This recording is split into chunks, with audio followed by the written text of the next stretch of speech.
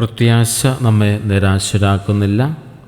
പഠന പരമ്പര 2-ാം ദിവസം.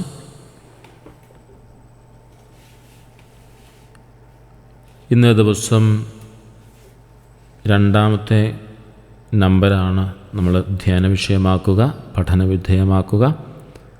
പ്രത്യാശയുടെ വചനം എന്നൊരു ചെറിയ തലക്കെട്ടോടുകൂടിയാണ് ഈ 2-ാമത്തെ നമ്പർ തുടങ്ങുക. തുടക്കം എങ്ങനെയാണ്? വിശ്വാസത്താൽ സ്ഥിരീകരിക്കപ്പെട്ട് നീതീകരിക്കപ്പെട്ട് നമുക്ക് നമ്മുടെ കർത്താവായ യേശു ക്രിസ്തു വഴി ദൈവവുമായി സമാധാനത്തിൽ ആയിരിക്കാം. നമുക്ക് കൈവന്നിരിക്കുന്ന ഈ കൃപയിലേക്ക് അവൻ മൂലം വിശ്വാസത്തിൽ നമുക്ക് പ്രവേശനം ലഭിച്ചിരിക്കുന്നു. പ്രത്യാശ നമ്മെ നിരാശരാക്കുന്നില്ല. ഇങ്ങനെ റോമാക്കാർക്ക് ലേഖനം 5-ാം അധ്യായം 1-2 വാക്യങ്ങളും 5-ാം വാക്യവുമാണ് ഇതിൽ പ്രധാനമായും ധ്യാന വിഷയമാക്കുക. ഇതിലെ ഒന്നാമത്തെ ഒരു കാര്യം എന്ന് പറയുന്നത് വിശ്വാസത്താലുള്ള നീതീകരണവും സമാധാനവുമാണ്. നമ്മുടെ ക്രിസ്തീയ ജീവിതത്തിൻ്റെ അടിത്തറയാണ് നീതീകരണം. പൗലോസ് അപ്പോസ്തലൻ്റെ സുവിശേഷ പ്രഘോഷണത്തിലെ ഏറ്റവും പ്രധാനപ്പെട്ട ചിന്താവിഷയമാണ് നീതീകരണം. അത് ദൈവത്തിൻ്റെ ദാനമാണ് എന്നാണ് പറയുക. ഇവിടെ എന്താണ് നീതീകരണം എന്നതിനൊരു ഉത്തരം നമ്മൾ കണ്ടെത്തേണ്ടതായിട്ടുണ്ട്. നമ്മൾ നമ്മുടെ സ്വന്തം പ്രവർത്തികൾ കൊണ്ടല്ല, മറിച്ച് ഈശോ മിശിഹായിലുള്ള വിശ്വാസം വഴി ദൈവത്തിൻ്റെ മുൻപാകെ നീതിയുള്ളവരായി പ്രഖ്യാപിക്കപ്പെടുന്നു. ഇത് നമ്മുടെ അവകാശമല്ല, ദൈവത്തിൻ്റെ ദാനമാണ്. നീതീകരണം എന്താണെന്ന് വളരെ വ്യക്തമായിട്ട് നമ്മെ പഠിപ്പിക്കുകയാണ്. നമ്മുടെ സ്വന്തം പ്രവൃത്തി കൊണ്ടല്ല, ഈശോ മിശിഹായിലുള്ള വിശ്വാസം വഴി ദൈവത്തിൻ്റെ മുൻപാകെ നീതിയുള്ളവരായി പ്രഖ്യാപിക്കപ്പെടുമ്പോഴാണ്. അത് നമ്മുടെ അവകാശമല്ല എന്നും ദൈവത്തിൻ്റെ ദാനമാണെന്നും വ്യക്തമായിട്ട് പറയുന്നു. അങ്ങനെയുള്ളൊരു നീതീകരണത്തെക്കുറിച്ചാണ് പൗലോസ് ശ്ലീഹ ഇവിടെ പറയുന്നത്. ഒറ്റവാക്കി പറയുകയാണ്, നീതീകരണം എന്ന് പറയുന്നത് ദൈവത്തിൻ്റെ ദാനമാണ്. അതിൻ്റെ ഫലമെന്ന് പറയുന്നത് ദൈവവുമായുള്ള സമാധാനമാണ്. നീതീകരിക്കപ്പെട്ട് കഴിയുമ്പോൾ, ദൈവത്തിൻ്റെ ദാനമായി ലഭിക്കുന്ന നീതീകരണം നമുക്ക് ലഭിച്ചു കഴിയുമ്പോൾ അതിൻ്റെ ഫലമെന്ന് പറയുന്നത് ദൈവവുമായുള്ളൊരു സമാധാനമാണ്. പാപം നമ്മെ ദൈവത്തിൽ നിന്നും അകറ്റി ശത്രുക്കളാക്കിയിരിക്കുന്നു. എന്നാൽ യേശുക്രിസ്തുവിൻ്റെ ബലിയിലൂടെ ആ ശത്രുത നീങ്ങി ഇപ്പോൾ നമുക്ക് ദൈവവുമായി സമാധാന ബന്ധത്തിൽ ആയിരിക്കാം. പാപത്തിൽ നിന്നും അകന്നു കഴിയുമ്പോഴാണ് ഈ സമാധാന ബന്ധത്തിൽ ദൈവവുമായിട്ടായിരിക്കാൻ സാധിക്കുക. അങ്ങനെ ആയിരിക്കുമ്പോഴാണ് വിശ്വാസത്തിൽ നീതീകരിക്കപ്പെട്ട് നമുക്ക് നമ്മുടെ കർത്താവായ ഈശോ മിശിഹാ വഴി ദൈവവുമായി സമാധാനത്തിൽ ആയിരിക്കാമെന്നുള്ള ആശംസ പൂർണ്ണമാവുക. പ്രത്യാശയുടെ ആദ്യ ഉറവിടം എന്താണെന്ന് കൂടി നമ്മൾ മനസ്സിലാക്കണം. നാം ദൈവത്താൽ സ്വീകരിക്കപ്പെട്ടവരാണ്. അവിടുന്ന് നമ്മോട് സമാധാനത്തിലാണ് എന്നുള്ളതാണ്. അവിടുന്ന് നമ്മോട് സമാധാനത്തിലാണ്. നാം ദൈവത്താൽ സ്വീകരിക്കപ്പെട്ടിരിക്കുന്നു. അതിൻ്റെ കാരണം എന്താണെന്ന് പറഞ്ഞാൽ അവിടെ നമ്മോട് സമാധാന ഉടമ്പടിയിലാണ്. അതാണ് പ്രത്യാശയുടെ ആദ്യ ഉറവിടം. അതായത് നമ്മുടെ ഹൃദയത്തെ നമ്മൾ പറഞ്ഞ് പഠിപ്പിക്കേണ്ട, വിശ്വാസത്തിൽ ഉറപ്പിക്കേണ്ട ഒരു ചിന്തയാണ് നാം ദൈവത്താൽ സ്വീകരിക്കപ്പെട്ടവരാണ്. എങ്ങനെ? ദാനമായി നൽകുന്ന നീതീകരണത്തിലൂടെ, ദൈവം ദാനമായി നൽകുന്ന നീതീകരണത്തിലൂടെ നാം ദൈവത്താൽ സ്വീകരിക്കപ്പെട്ടവരാണ്. അവിടുന്ന് നമ്മോട് സമാധാനത്തിലാണ്. ആ ഒരു പ്രത്യാശയുടെ ആദ്യ ഉറവിടം, ആ വാക്കുകൾ നമ്മുടെ ഹൃദയത്തെ നല്ലതുപോലെ ഭരിക്കണം, നമ്മുടെ ഹൃദയത്തിൽ നല്ലതുപോലെ ആഴപ്പെടണം. കൃപയിലേക്കുള്ള പ്രവേശനവും മഹത്വത്തെക്കുറിച്ചുള്ള പ്രത്യാശയും എങ്ങനെയാണെന്നാണ് നമ്മൾ കാണാനായിട്ട് പോവുക. കൃപയിലേക്കുള്ള പ്രവേശനം എന്ന് പറഞ്ഞാൽ നാം ഇപ്പോൾ നിൽക്കുന്നത് ദൈവത്തിൻ്റെ സൗജന്യമായ കൃപയിലാണ്. യേശുക്രിസ്തുവിലുള്ള വിശ്വാസം മാത്രമാണ് ഈ കൃപയിലേക്കുള്ള വാതിൽ. കൃപയിലേക്ക് നമ്മൾ പ്രവേശിക്കുന്നത് ദൈവത്തിൻ്റെ സൗജന്യമായ കൃപയിലാണ്. ആ കൃപയെന്ന് പറയുന്നത് ഈശോ മിശിഹായിലുള്ള വിശ്വാസം മാത്രമാണ്. ഈ കൃപയുടെ വാതിലിലൂടെയാണ് നമ്മൾ പ്രവേശിക്കേണ്ടത്. അവിടെയാണ് പ്രത്യാശയുടെ സാക്ഷ്യം നാം നൽകുക. നാം ഈ ലോകത്തിൽ അനുഭവിക്കുന്ന രക്ഷ മാത്രമല്ല പ്രത്യാശ, ഭാവിയിൽ വെളിപ്പെടാനുള്ള ദൈവത്തിൻ്റെ മഹത്വത്തെക്കുറിച്ചുള്ള ദൃഢമായ വിശ്വാസവുമാണ് പ്രത്യാശ എന്ന് പറയുന്നത്. നമുക്ക് കൈവന്നിരിക്കുന്ന ഈ കൃപയിലേക്ക്, അതായത് ദാനമായി ലഭിച്ചിരിക്കുന്ന ഈ കൃപയിലേക്ക്, എന്താണ് കൃപ? ഈശോ മിശിഹായിലുള്ള വിശ്വാസമാണ് ആ കൃപയുടെ വാതിലിലൂടെ നമുക്ക് കൈവന്നിരിക്കുന്ന ഈ കൃപയിലേക്ക്. അവൻ മൂലം വിശ്വാസത്തിൽ നമുക്ക് പ്രവേശനം ലഭിച്ചിരിക്കുന്നു. ഇവിടെ ഈശോ മിശിഹ മൂലം നമുക്ക് പ്രവേശനം ലഭിച്ചിരിക്കുന്നു. അങ്ങനെയാണ് ഈശോ കൃപയുടെ അല്ലെങ്കിൽ പ്രത്യാശയുടെ വാതിലായിട്ട് മാറുക, കൃപയുടെ വാതിലായിട്ട് മാറുക. ഈശോ മിശിഹ മൂലം വിശ്വാസത്തിൽ നമുക്ക് പ്രവേശനം ലഭിച്ചിരിക്കുന്നു. ഈ ദൈവത്തിൻ്റെ മഹത്വത്തെക്കുറിച്ചുള്ള പ്രത്യാശയെ നമുക്ക് പ്രശംസിക്കാം. നമുക്ക് അതനുസരിച്ച് വിശ്വസിച്ച് ജീവിക്കാനായിട്ട് സാധിക്കണം. അവിടെ അങ്ങനെ ജീവിക്കുമ്പോഴാണ് പ്രത്യാശയുടെ ലക്ഷ്യം, യഥാർത്ഥമായ ലക്ഷ്യം പൂർത്തീകരിക്കപ്പെടുക. ഒരു കാര്യം നമ്മളെപ്പോഴും ശ്രദ്ധാപൂർവം മനസ്സിലാക്കേണ്ടതുണ്ട്. കൃപ അത് ദൈവത്തിൻ്റെ ദാനമായി ലഭിച്ചതാണ്. ഈശോ മിശിഹ മൂലമാണ് നമുക്ക് വിശ്വാസത്തിൽ ആ ഈശോയാകുന്ന കവാടത്തിലൂടെയാണ് ദൈവം സൗജന്യമായി നൽകുന്ന ഈ കൃപ നമുക്ക് സ്വന്തമാക്കാൻ സാധിച്ചത് എന്ന കാര്യം ഓർക്കുക. അതുപോലെ പ്രത്യാശയുടെ ഉറപ്പെന്ന് പറയുന്നത് പരിശുദ്ധാത്മാവിൻ്റെ സ്നേഹമാണ്. നമ്മുടെ പ്രത്യാശ വെറുമൊരു ആഗ്രഹമല്ല, അത് നമ്മെ നിരാശപ്പെടുത്താത്ത ഒരു ഉറപ്പാണ്. ഈ ഉറപ്പിൻ്റെ കാരണം പൗലോസ് ശ്ലീഹ വ്യക്തമാക്കുകയാണ്. ഈ പ്രത്യാശ നമ്മെ നിരാശപ്പെടുത്താത്തതിൻ്റെ കാരണമെന്ന് പറയുന്നത് പരിശുദ്ധാത്മാവിൻ്റെ സ്നേഹം നമുക്കുള്ളത് കൊണ്ടാണ്. പരിശുദ്ധാത്മാവ് നമ്മെ പരിപൂർണമായി സ്നേഹിക്കുന്നതുകൊണ്ടാണ്.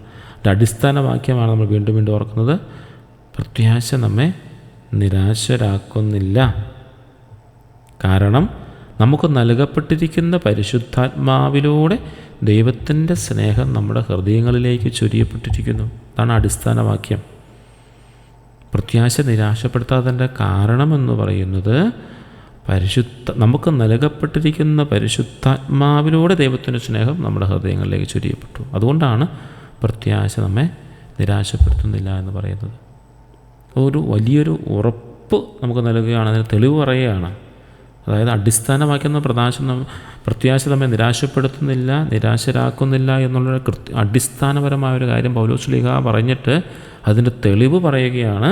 നമുക്ക് നൽകപ്പെട്ടിരിക്കുന്ന പരിശുദ്ധാത്മാവിലൂടെ, നമുക്ക് ലഭിച്ചിരിക്കുന്ന പരിശുദ്ധാത്മാവിലൂടെ ദൈവത്തിൻ്റെ സ്നേഹം നമ്മുടെ ഹൃദയങ്ങളിൽ ചൊരിയപ്പെട്ടിരിക്കുന്നു. ആ ദൈവത്തിൻ്റെ സ്നേഹം വെറും ബാഹ്യമായ പ്രവൃത്തികളല്ല, മറിച്ച് നമ്മുടെ അന്തരംഗത്തിലേക്ക് കടന്നു വരുന്ന സ്നേഹമാണ്. നമ്മുടെ അന്തരംഗത്തെ കൂടി ശക്തിപ്പെടുത്തുന്ന, അല്ലെ അന്തരംഗത്തിൽ വസിക്കുന്ന ദൈവത്തിൻ്റെ സ്നേഹമാണ്. ഒരു ബാഹ്യമായ പ്രവൃത്തിയല്ല. അതായത് ഈശോയുടെ പീഡാനുഭവവും മരണവും ഉത്ഥാനവും എന്ന് പറയുന്നത് ഒരു ബാഹ്യമായ പ്രവൃത്തിയായി നമ്മൾ കാണരുത്, മറിച്ച് അത് നമ്മുടെ അന്തരംഗത്തിലേക്ക്, അവിടുത്തെ സ്നേഹമാണത്, അത് നമ്മുടെ ഹൃദയത്തിൻ്റെ ആഴങ്ങളിലേക്ക് ഇറങ്ങിച്ചെല്ലുന്നതാണ്. അതുകൊണ്ട് പ്രത്യാശ നമ്മളെ നിരാശപ്പെടുത്താത്തതിൻ്റെ കാരണം എന്താണെന്ന് വളരെ വ്യക്തമായിട്ട് പൗലോസ് ശ്ലീഹ വാക്കുകൾ ഉദ്ധരിച്ചുകൊണ്ട് പരിശുദ്ധ പിതാവ് പറയുകയാണ്. പ്രത്യാശ നമ്മെ നിരാശരാക്കില്ല. കാരണം പരിശുദ്ധാത്മാവിലൂടെ, നമുക്ക് നൽകപ്പെട്ടിരിക്കുന്ന പരിശുദ്ധാത്മാവിലൂടെ ദൈവത്തിൻ്റെ സ്നേഹം നമ്മുടെ ഹൃദയങ്ങളിലേക്ക് ചൊരിയപ്പെട്ടിരിക്കുന്നു. ആ സ്നേഹം പുറമേയുള്ളൊരു സ്നേഹമല്ല, നമ്മുടെ മനുഷ്യൻ്റെ ആത്മാവിലേക്ക്, അന്തരംഗത്തിലേക്ക് ആഴ്ന്നിറങ്ങുന്ന സ്നേഹമാണ്. അപ്പം പരിശുദ്ധാത്മാവെന്ന് പറയുന്നതൊരു ആന്തരിക സാക്ഷ്യമാണ്. പരിശുദ്ധാത്മാവ് ഒരു ആന്തരിക സാക്ഷ്യമായി മാറുകയാണ്. ആത്മാവിൻ്റെ ദൗത്യമെന്ന് പറയുന്നത് സൗജന്യമായി നമ്മളിലേക്ക് ചൊരിയപ്പെട്ടിരിക്കുന്ന ദൈവത്തിൻ്റെ സ്നേഹം നമ്മുടെ ഹൃദയങ്ങളിൽ അനുഭവവേദ്യമാകുന്നത് നമുക്ക് ദാനമായി നൽകപ്പെട്ടിരിക്കുന്ന പരിശുദ്ധാത്മാവാണ്. അനുഭവവേദ്യമാക്കി നൽകുന്നത് ഈ ദൈവത്തിൻ്റെ സ്നേഹം നമ്മുടെ ഹൃദയങ്ങളിൽ അനുഭവവേദ്യമാക്കുന്നത് നമുക്ക് ദാനമായി നൽകപ്പെട്ടിരിക്കുന്ന പരിശുദ്ധാത്മാവാണ്, അല്ലെ പരിശുദ്ധാത്മാവ് വഴിയാണ്. അതാണ് പരിശുദ്ധാത്മാവിൻ്റെ ദൗത്യം. ദൈവത്തിൻ്റെ സ്നേഹം നമുക്ക് അനുഭവവേദ്യമാക്കി തരിക. ഒരു വിചിന്തനത്തിൻ്റെ സമയമാണ്. ദൈവത്തിൻ്റെ സ്നേഹമെന്ന് പറയുന്നത് ഈശോയാണ്. ഈശോ നമ്മുടെ ഹൃദയങ്ങളിൽ ജനിക്കുന്ന, അല്ലെങ്കിൽ ആ ഈശോയുടെ തിരുപ്പിറവിയെക്കുറിച്ച് ധ്യാനിക്കുന്ന കാലഘട്ടത്തിൽ നമ്മൾ കടന്നു പോവുക. അങ്ങനെ വരുമ്പോൾ ഈശോ നമ്മുടെ ഹൃദയത്തിൽ യഥാർത്ഥമായി ജനിക്കണമെങ്കിൽ, ഈശോ സ്നേഹം നമ്മൾ യഥാർത്ഥമായി ജനിക്കണമെങ്കിൽ ഈ പരിശുദ്ധാത്മാവിന് നമ്മൾ പ്രവർത്തിക്കാൻ നമ്മൾ ഇടം നൽകണം. കാരണം പരിശുദ്ധാത്മാവാണ് ആ സ്നേഹം, ദൈവത്തിൻ്റെ സ്നേഹത്തെ നമ്മുടെ ഹൃദയങ്ങളിൽ അനുഭവവേദ്യമാക്കി തരിക. പ്രത്യാശയുടെ ശക്തി എന്ന് പറയുന്നത് ഒരു ക്രിസ്ത്യാനിയുടെ ഹൃദയത്തിൽ ദൈവസ്നേഹം അനുഭവപ്പെടുന്നുണ്ടെങ്കിൽ അവൾ പ്രത്യാശയുണ്ടാവും. ഈ സ്നേഹമാണ് നമ്മെ നിരാശകളിൽ നിന്നും തകർച്ചകളിൽ നിന്നും ഉയർത്തുന്നത്. പരിശുദ്ധാത്മാവിൻ്റെ ഈ സാന്നിധ്യമാണ് നമ്മുടെ പ്രത്യാശയുടെ ഏറ്റവും ശക്തമായ അടിസ്ഥാനം. അതുപോലെ സുവിശേഷത്തിൻ്റെ ശക്തി.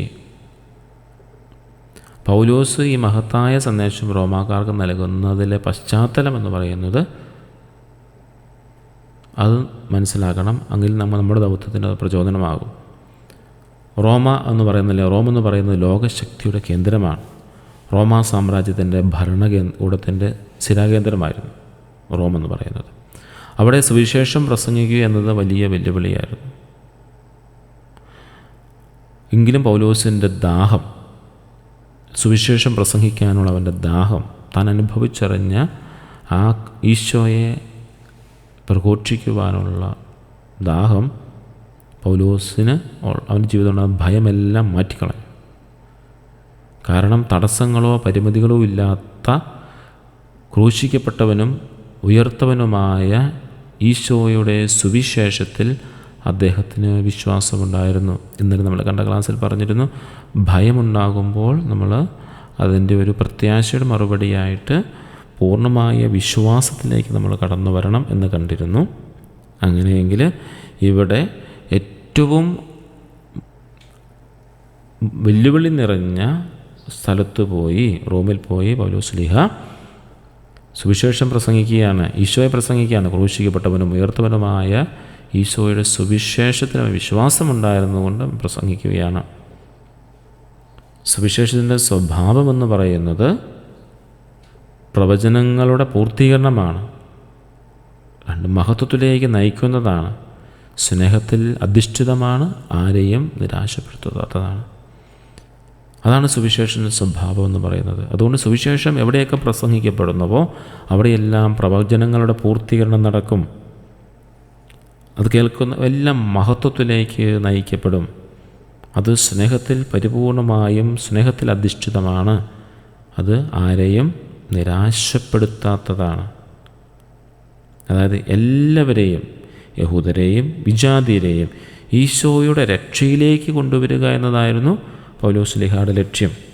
അതുകൊണ്ടാണ് ദൈവത്തിൻ്റെ സുവിശേഷം, അതായത് പ്രവചനങ്ങൾ പൂർത്തീകരണമായ മഹത്വത്തിലേക്ക് നയിക്കുന്ന സ്നേഹത്തിൽ അധിഷ്ഠിതമായ ആരെയും നിരാശപ്പെടുത്താത്ത സുവിശേഷം പ്രസംഗിക്കുവാൻ പൗലോസ്ലീഹ തയ്യാറായത്. പ്രിയപ്പെട്ടവരെ, നമ്മുടെ ക്രിസ്മസ് ഒരുക്കത്തിൻ്റെ ഈ 2ാം ദിവസത്തിൽ നമ്മുടെ ക്രിസ്തീയ പ്രത്യാശയുടെ ഈ അടിസ്ഥാനങ്ങൾ നമുക്ക് ഉറപ്പുവരുത്തണം. അടിസ്ഥാനം, നാം വിശ്വാസത്തിൽ നീതീകരിക്കപ്പെട്ടു. നമ്മുടെ നിലനിൽപ്പെന്ന് പറയുന്നത് നാം ദൈവവുമായി സമാധാനത്തിലായിരിക്കുന്നു. നമ്മുടെ ലക്ഷ്യമെന്ന് പറയുന്നത് ദൈവമഹത്വത്തെക്കുറിച്ചുള്ള പ്രത്യാശയിൽ നാം നിലനിൽക്കുന്നു. ഉറപ്പ് എന്ന് പറയുന്നത് പരിശുദ്ധാത്മാവിലൂടെ ചൊരിയപ്പെട്ട ദൈവത്തിൻ്റെ സ്നേഹമാണ് ഈ പ്രത്യാശയുടെ കാരണം.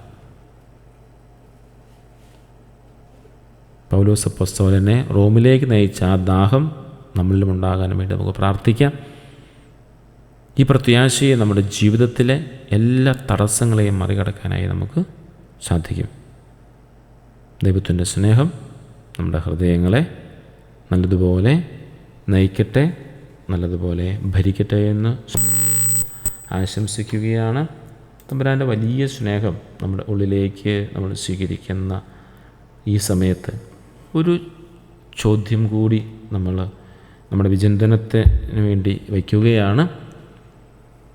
പരിശുദ്ധാത്മാവിലൂടെ ദൈവത്തിൻ്റെ സ്നേഹം നമ്മുടെ ഹൃദയങ്ങളിലേക്ക് ചൊരിയപ്പെട്ടിരിക്കുന്നു. ലൗകികമായ പ്രത്യാശകൾ തകർന്നു പോകുമ്പോൾ പോലും ക്രിസ്തീയ പ്രത്യാശ നമ്മെ നിരാശപ്പെടുത്താത്തതിൻ്റെ കാരണം നമ്മുടെ ഹൃദയങ്ങളിൽ പരിശുദ്ധാത്മാവ് നൽകുന്ന ഈ സ്നേഹമാണ്. ഈ സ്നേഹത്തെ ഒരു ആന്തരിക സാക്ഷ്യമായി നിങ്ങൾ എങ്ങനെയാണ് അനുഭവിക്കുക? ഈ പരിശുദ്ധാത്മാവ് നൽകുന്ന ഈ സ്നേഹത്തെ ഒരു ആന്തരിക സാക്ഷ്യമായി എങ്ങനെയാണ് നിങ്ങൾ അനുഭവിക്കുന്നത്? സാധിക്കുന്നവർ കമൻറ്റിൽ അത് എഴുതാനായിട്ട് പ്രത്യേകം ശ്രദ്ധിക്കുമല്ലോ. ഈശോയുടെ പ്രത്യാശ നമ്മളെല്ലാവരിലേക്കും സമൃദ്ധമായി ചൊരിയപ്പെടട്ടെ. അങ്ങനെ വലിയ ഒരുക്കത്തോടു കൂടി ഈശോയുടെ തിരുപ്പിറവിയിലേക്ക് നമുക്ക് ചേർന്ന് നിൽക്കാം. ഈശോ എല്ലാവരെയും സമൃദ്ധമായി അനുഗ്രഹിക്കട്ടെ.